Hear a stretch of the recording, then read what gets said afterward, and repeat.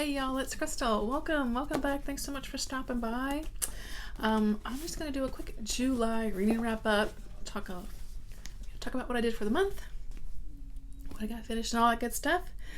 And July was a pretty good month. I read some good stuff, and of course I participated in the indie Accords, and that was a lot of fun. So I read some good indie books for that, or indie and self-published books. That was a lot of fun. And yeah, so a lot of these books I did talk about in a recent reads video, so I'll kind of go through this really quickly, but there's a few kind of at the end here, of course, that are a little bit newer to the list of things that I finished, so I'll give a little more time to those, but yeah, let's get going. So I'm filming this today, July 31st, so pretty much the end of the month. I don't think I'm going to finish anything else. Probably not. So let's get going. So first off, Erickson by Margaret, Atwood. Absolutely loved it. I am so glad that I finally read this. It's a sort of post-apocalyptic type of story, some super interesting characters, and I loved it. I can't wait to get to the rest of that series. I then dove into Haley Piper's Your Mind is a Terrible Thing. Nice short and sweet little book. Space horror, sci-fi horror. It was really a lot of fun. Interesting characters. I loved the setting of this particular, how this particular spacecraft was set up. Some pretty good villain.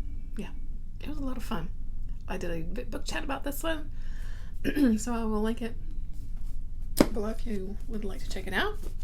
I finally read Dark Matter by Blake Crouch. I think I'm the last person on the planet to have read this, but I finally read it. Yeah, it was a lot of fun too. Pretty suspenseful, and I really liked just, the thoughts of this sort of main overall thought of if you could go back and kind of do your life over, would you given the opportunity, knowing that certain things in the future of your current life would change. It was a good conversation. I then finished The Girl in the Corn by Jason Offett.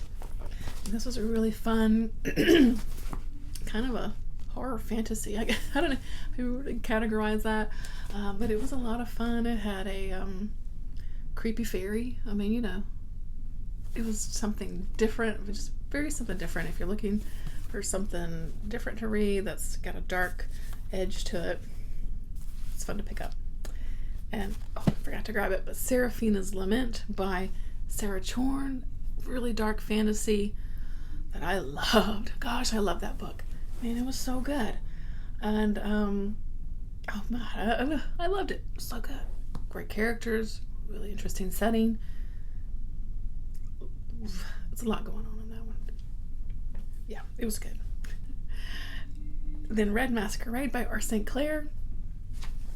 Really fun story. Also, this is a YA story about a ballerina who heads to Europe to join a sort of prestigious ballet school, and maybe she gets kind of wrapped up in the local werewolf family.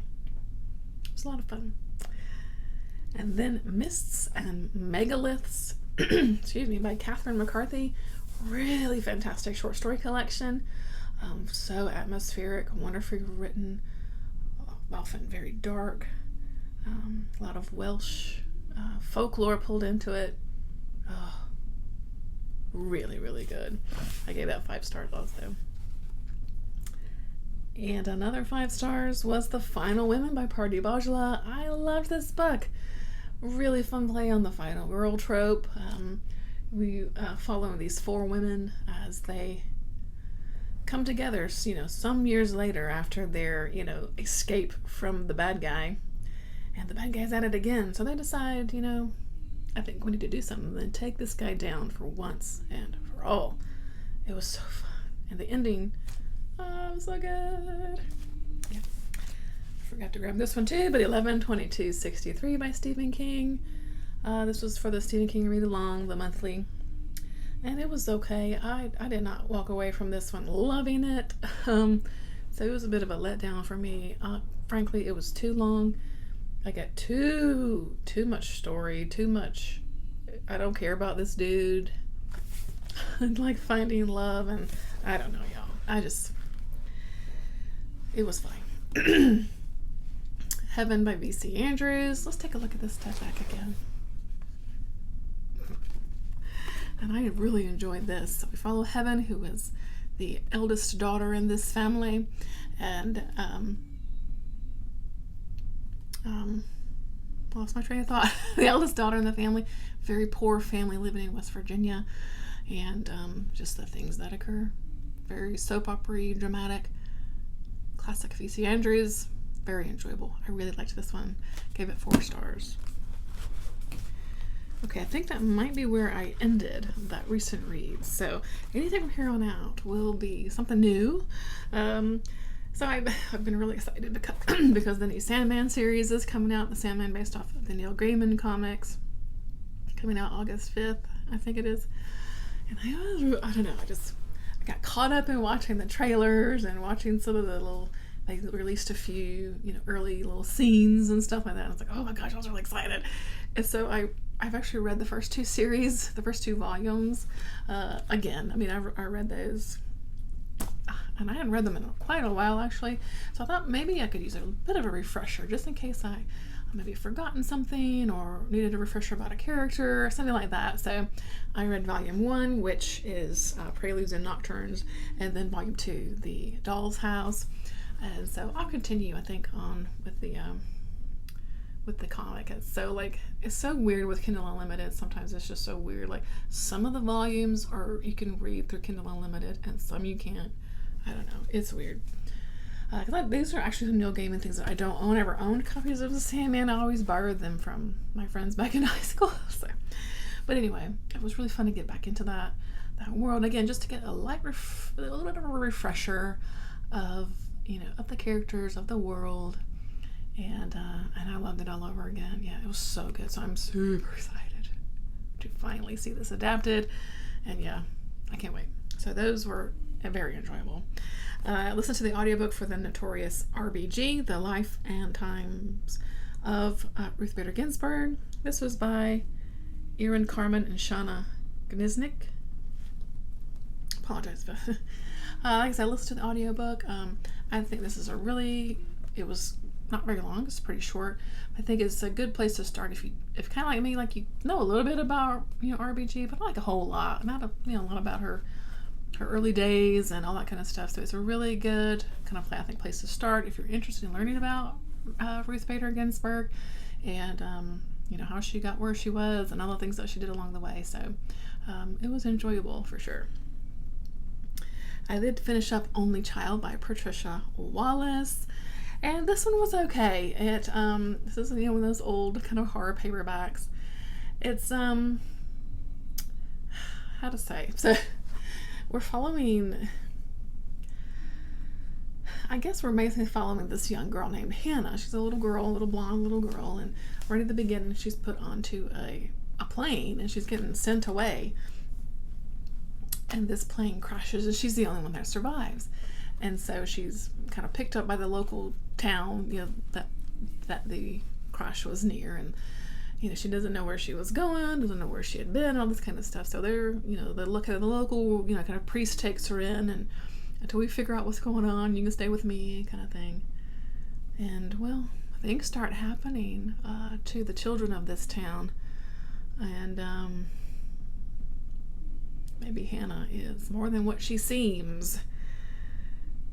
So overall, I mean, it was okay, but I felt like I wanted more from this. I felt a little confused about the purpose of Hannah, I guess. I wanted a little more story about where she came from, because you get a little bit of information about that. I wanted a little more about that, and I wanted the motives of what she was doing. I would like to have known a little bit more about that too. It was a slow story, so if you're not into slow stories, you probably won't like this one. But I would read more about the author, I think. I finished the book. I mean, that's one thing. When you finish a story, I mean, I was intrigued enough to keep going, and but I kind of wanted just a little more. You know what I mean? So it was okay.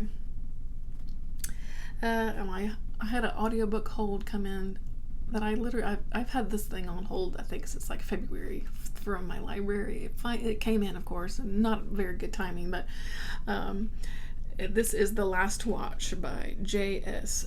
Daves. Is that right? I can't read my own writing. But anyway, this is a space opera. It's a space story, and it was pretty good. It was a lot of fun. It's we're following this we follow two main characters, and the perspective switches back and forth between the two.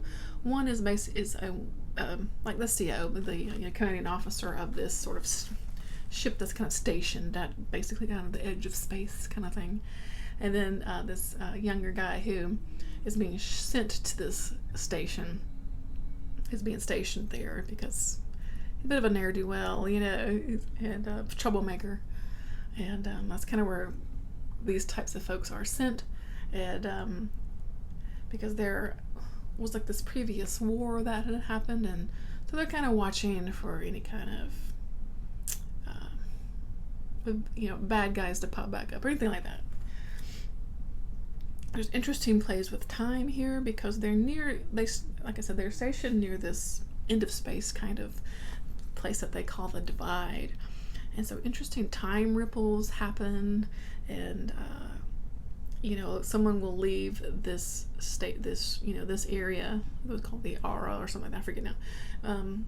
And they would be gone for 2 weeks time on the ship, but it was really like 9 months worth of time like off the ship or whatever, just like these interesting time dynamics, which I thought was really interesting. And really just a really fun group of characters. I definitely enjoyed the perspective, and as the story progressed, we got a little more into the nitty-gritty of what's actually going on, a bit of political things happening in this kind of society, I suppose, and things aren't quite what they seem, and all that kind of stuff. So it was a lot of fun. I really enjoyed it. I'll definitely continue on with the series at some point. I think there's at least another book out for it, so I should put that on hold and wait 6 months for that one. But yeah, it was an enjoyable space opera. So if you like space opera books, I'd add it to your list. And then I believe finally, because it's the last book I have finished, is The Girl Who Drank the Moon by Kelly Barnhill. I always love this cover. And I ended up loving this one. So this was a little kind of buddy read over on MJ at Reading This Life. She has a Discord, and a few folks had wanted to buddy read this one. And so I pulled it up on audio, and gosh, I loved it so much. And I'm happy that I did, of course. So it's, without saying too much, but there is this, in this fantasy world, we're following this one little sort of establishment, but what's the word? Society, a little town, that every year they take a baby and leave it out in the woods for the witch, and they say if we do that, the witch will leave us alone and we can just live our lives. There is a witch out in the woods, and she's like, every year they leave this baby out here. Why do they do this? I don't understand. So she takes the baby and takes it to another kind of town or that's nearish by, and they grow up wonderfully. And along the way, she usually feeds the babies starlight to kind of help them last the few days that it takes for her to get to this, the next town over or whatever. And so this particular one, though, she accidentally gave the baby moonlight, and in doing so, that perhaps triggered some magic in her.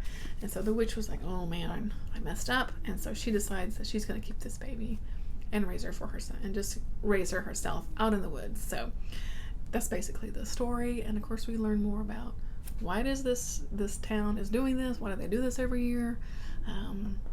And then we learn more about this witch that lives in the woods, and the two people that kind of are in this area with her and live, kind of with her.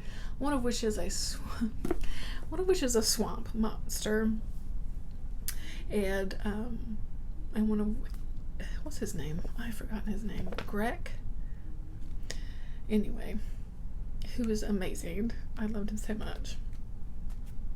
And then this little dragon, also named Furion, and it's so good, you guys. It was just so good. I'm not explaining this very well, but this was just really whimsical and magical, really lovely.